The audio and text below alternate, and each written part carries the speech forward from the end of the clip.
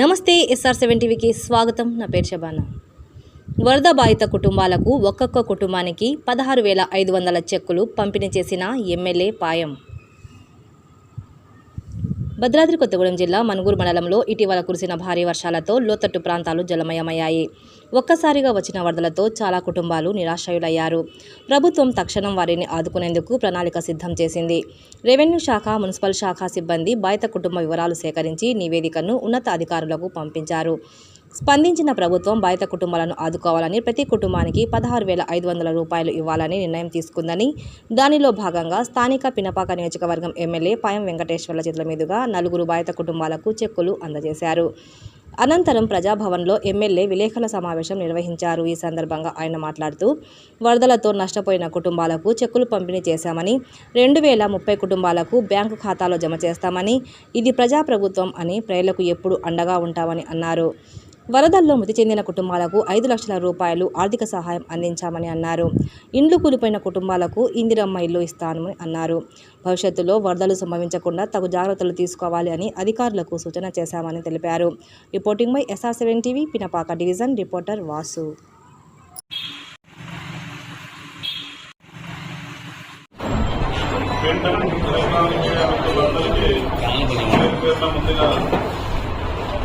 నమస్కారాలు తెలియజేస్తా ఉన్నా. ఈరోజు మొన్న వచ్చినటువంటి అత్యంత భారీ వర్షాల వలన నష్టం జరిగినటువంటి కుటుంబాలన్నింటినీ కూడా ఈ రోజున రాష్ట్ర ప్రభుత్వం ద్వారా ప్రతి కుటుంబానికి ఆదుకోవాలనే ఉద్దేశంలో భాగంగానే ఈరోజు Ashok Nagar hostel area, railway gate Punavaram area, Sundarayya Nagar, Adarsh Nagar ప్రాంతాల్లో వెళ్లి బాధితులకు భారీ వరదలకు మరి నష్టం జరిగినటువంటి కుటుంబాలకు చెక్కుల పంపిణీ కార్యక్రమం ద్వారా ప్రారంభం చేయడం జరిగింది. ఒక్కొక్క కుటుంబానికి మరి ఇవాళ నష్టపోయినటువంటి ప్రతి కుటుంబానికి దాదాపు 2,030 కుటుంబాలకు నష్టం జరిగింది. వరద పట్టినటువంటి ప్రతి కుటుంబానికి ప్రభుత్వ సాయం ఈరోజు అందించడం జరిగింది. ఒక్కొక్క కుటుంబానికి 16,500 రూపాయల చెక్కులు పంపిణీ చేశాం. ఈరోజు మిగతా వాళ్ళ ఖాతాల్లో కూడా, అందరి ఖాతాల్లో కూడా ఈ 16,500 రూపాయలు వాళ్ళ బ్యాంకు అకౌంట్లో పడతారు.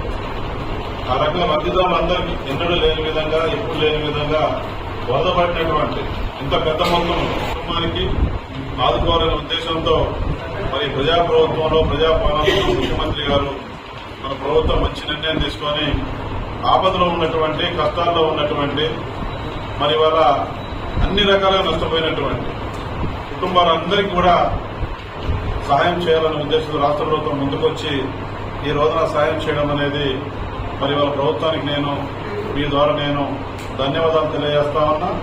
ఆపదలో ఉన్న వాళ్ళని ఆదుకునే కార్యక్రమం మరి ఈ రోజున చూస్తే ప్రాణ నష్టం జరిగినటువంటి వాళ్ళకి తెల్లారే మన దగ్గర మనుగూరు మండలంలో ఒక కుటుంబం, అశోకపురం మండలంలో 2 కుటుంబాలు, 3 వ్యక్తులు చనిపోయినారు.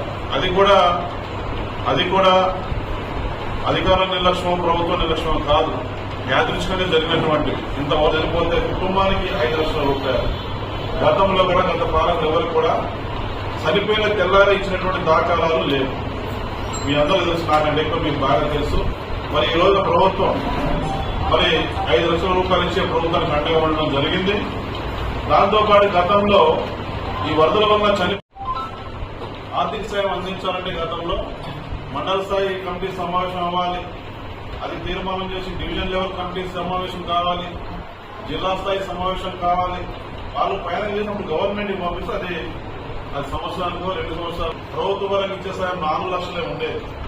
దాన్ని ఇప్పుడు మన ముఖ్యమంత్రి రేవంత్ రెడ్డి గారు 5 లక్షలు చేసి ప్రభుత్వానికి అందించాం. మరి అదే కాకుండా ప్రతి కుటుంబానికి 16,500 రూపాయలు ఇవ్వడం జరుగుతూ ఉంది. దాంతోపాటు పశువుల నష్టం జరిగితే 50 లక్షల చొప్పున కూడా ఆర్థిక సాయం అందించడం జరుగుతూ ఉంది. మనకు ఏదైనా కావచ్చు పశువులు, వాటికి 50 లక్షల రూపాయల చొప్పున ఆర్థిక సాయం కుటుంబానికి అందించడం జరుగుతూ ఉంది. 50,000 భాగంగా ఇవన్నీ కూడా అందించడం జరిగింది. దాంతోపాటు మరి వాళ్ళ ఈ యొక్క 2030 కుటుంబాలకు సంబంధించినటువంటి వాళ్ళు ఎవరైతే ఇల్లు పడిపోయినాయో, ఎవరైతే ఇల్లు కొట్టుకుపోయినాయో, ఎవరైతే గోడలు పడిపోయినాయో అటువంటి వాళ్ళని అందరికీ